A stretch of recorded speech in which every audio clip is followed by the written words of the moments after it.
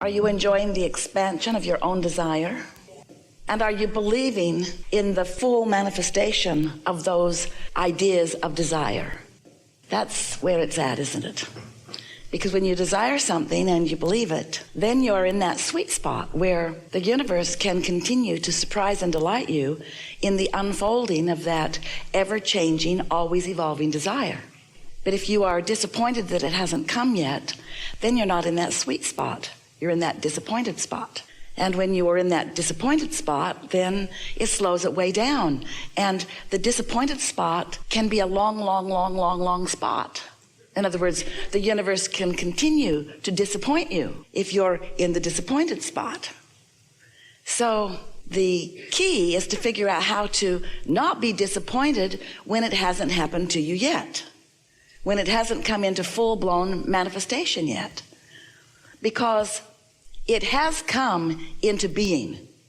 There is a vibrational version of your desire that is alive and well and gathering cooperative components.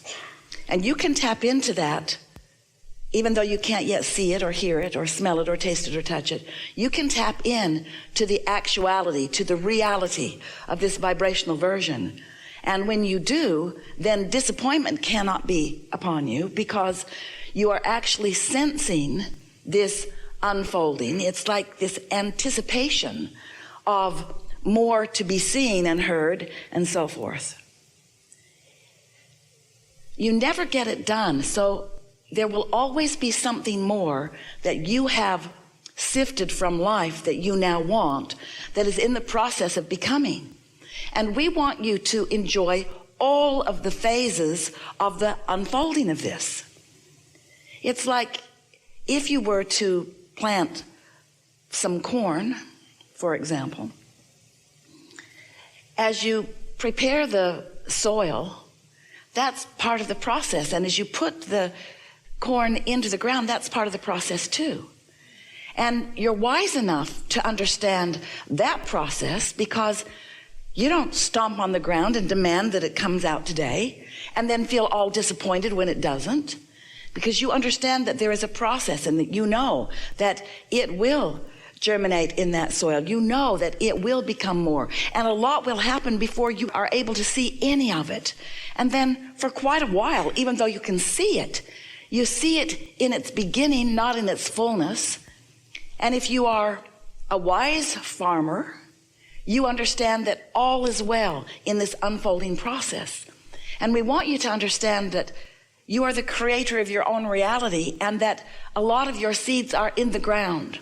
But if you're stomping on them, disappointed that you're not seeing them yet, you're slowing the whole process down. We want you to leave here today with a greater understanding of what it feels like to be in that happy, anticipatory state of being, where you are trusting the process, and even more, you are believing in your own worthiness.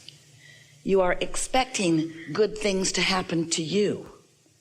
Because sometimes you look out into the world in a sort of comparative fashion, and you don't know how long ago somebody planted their corn.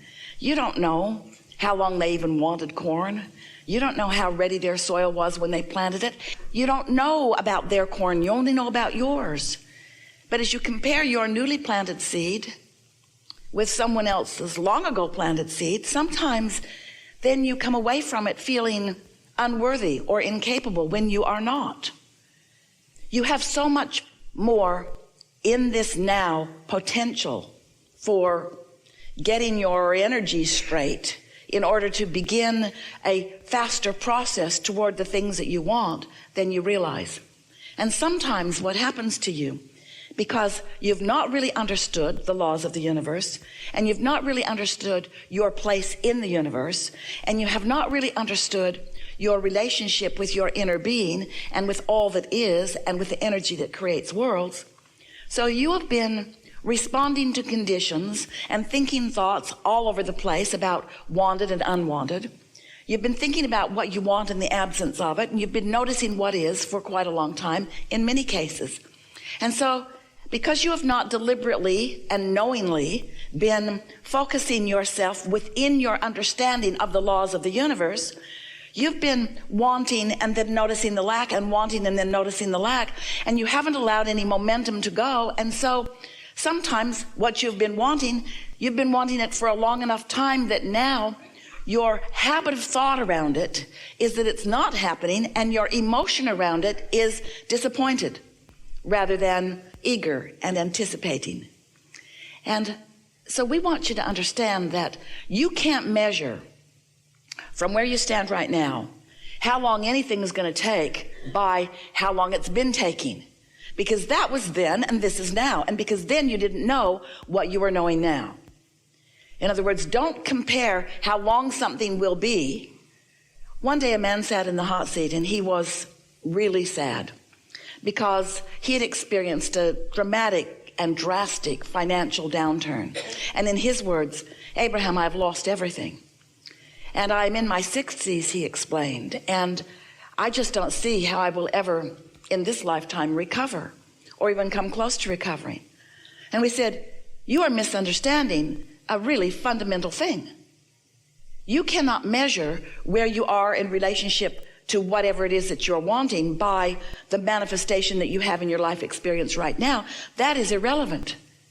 Didn't feel irrelevant to him because he had a lot of assets a few days ago, and now he didn't have any of those same assets. His balance sheet looked very different, and because of his balance sheet looking different, he felt very different.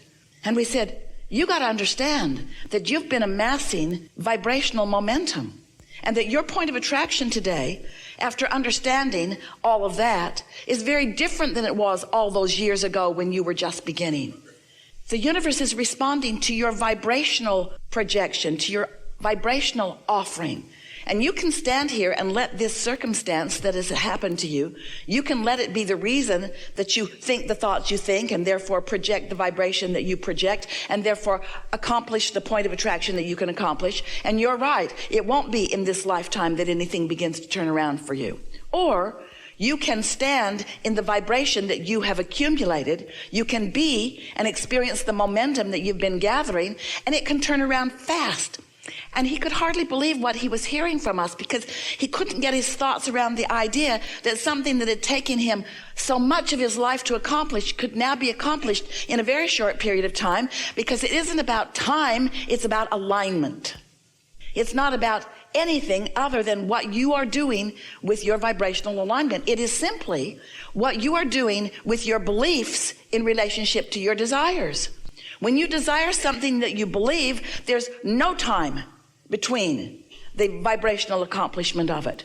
But when you want something and you doubt it, there's as much time as you continue to doubt it.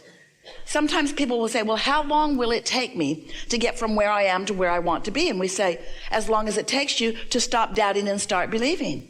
And they say, "Well, how long will that take?" "As long as it takes you to stop doubting and start believing." Well, how long does that take? "Well, it takes as long as it takes for you to stop doubting and start believing." "Well, how long does that take?"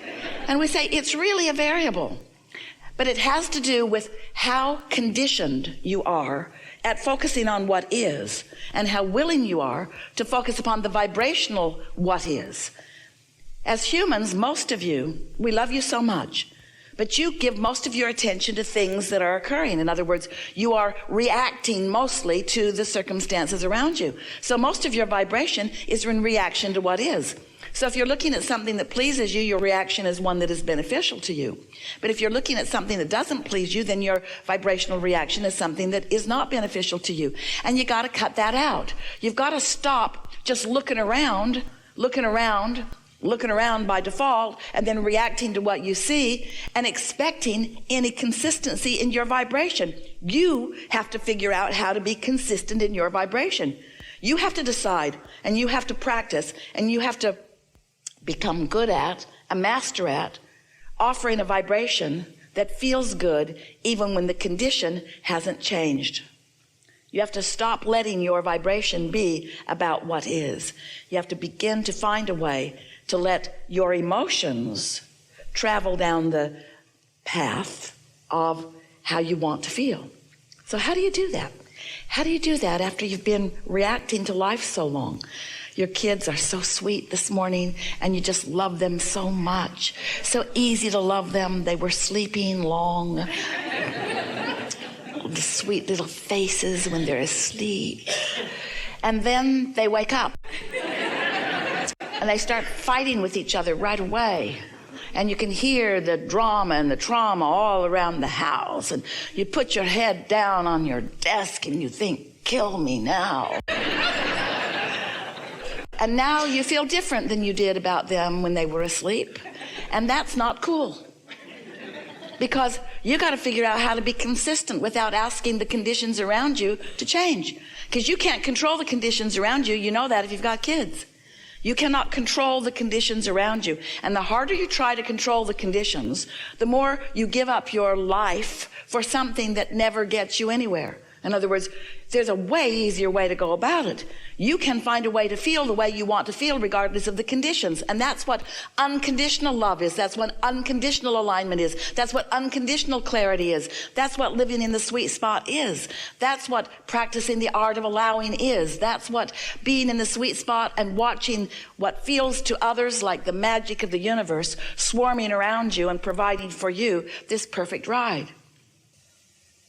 We're just saying that while good can always come from wherever you are, you do not have to have unpleasant contrast on your way to the things that you want. Because sometimes people panic and say, oh, I need a lot more struggle and contrast in order to get the things that I want. And we say, not necessary, not necessary. We would encourage a sort of satisfaction with what is. Because there are a lot of philosophies that are working for a lot of people. And as long as you feel that way, that's going to be amplified in your vibration. And harmony doesn't need to be that way. There's a lot of harmony along the way in a lot of religions on your way to what you're about here. In other words, all religions, or nearly all that you are significantly knowing about, began from someone coming into alignment and being in the receptive mode and having further clarification. And while a lot of that clarity has been lost or diffused as the one receiving the clarity is no longer around and others are filling in with their receptive mode that may or may not be where it originally was. But all of them have at their basis a platform that has led to where we all are now. And so there's just no reason to push against anything.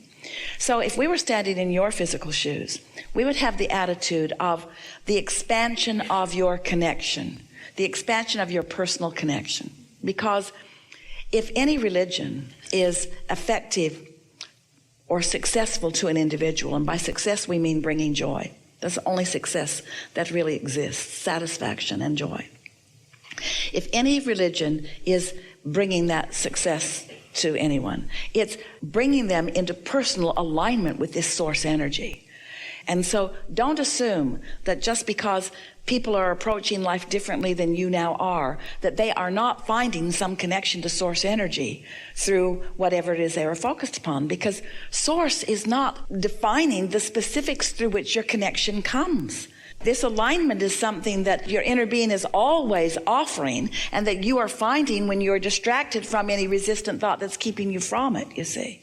And so the thing that you feel about religion, and a lot of people do, is that there is a lot of pushing against within religion, and therefore there's a lot of unnecessary squelching of alignment. But that's not always the case either, you see. So don't assume that someone is pinched off from their well-being. They may not be.